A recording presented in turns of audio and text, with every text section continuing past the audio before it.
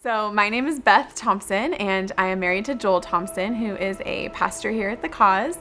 And we have been married for 5 years now, and we have a little baby named Selah. She's super cute. She is 18 months old and is just the joy of my life. When I was 11 years old, I started dieting. And I started dieting because a lot of the girls in my dance classes were a lot skinnier than me, and I started to feel really insecure about my body. And I just thought, you know what, if I could get skinny, then maybe I'll start to get the lead roles in the Nutcracker and these performances that we were doing. And one thing led to the other, and by the end of 8th grade, I had a full-blown eating disorder. When I was 13 years old, the summer before my freshman year of high school, I really met the Lord in like a really deep way, and he kind of saved me from my eating disorder. It's pretty crazy how it happened, but after I met the Lord at summer camp before freshman year, I did not feel the desire to diet anymore.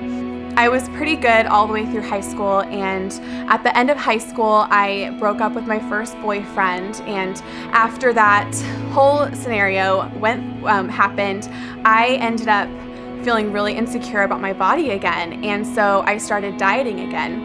And one thing led to the other, and by the beginning of my freshman year of college, I was skipping breakfast and lunch. It became more and more unhealthy, and by my sophomore year of college, I was not eating for the whole day, and then at the end of the day, I would have a very small portioned meal. I was living off of smoothies and green juice pretty much, and I was really skinny. I knew that it was unhealthy, but I didn't want to change because I knew if I changed, my body might go back to how it was before, or I might not be as skinny. So I kind of avoided the topic. One night I was reading Romans chapter 5, and there is a verse in Romans chapter 5 that talks about the flesh versus the spirit. And I realized after reading that verse that I was living in the flesh because I was living for the approval of men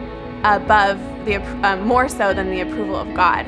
And I felt extremely convicted about it, and I had a moment where I kind of got on my knees and repented of my sin, because I realized that my eating disorder was in fact a sin. It wasn't just a lifestyle, it was a sin. So I repented of that, and God's grace kind of came over me, and I just felt overwhelmed with his love and his affection toward me. So from that point on, I on a daily basis had to surrender my desire to be thin. You know, I started eating breakfast again, and then I started eating lunch again, and then I would go out with my friends and I would actually order food, and it was a very slow process. And eventually I heard God very specifically tell me to quit dance.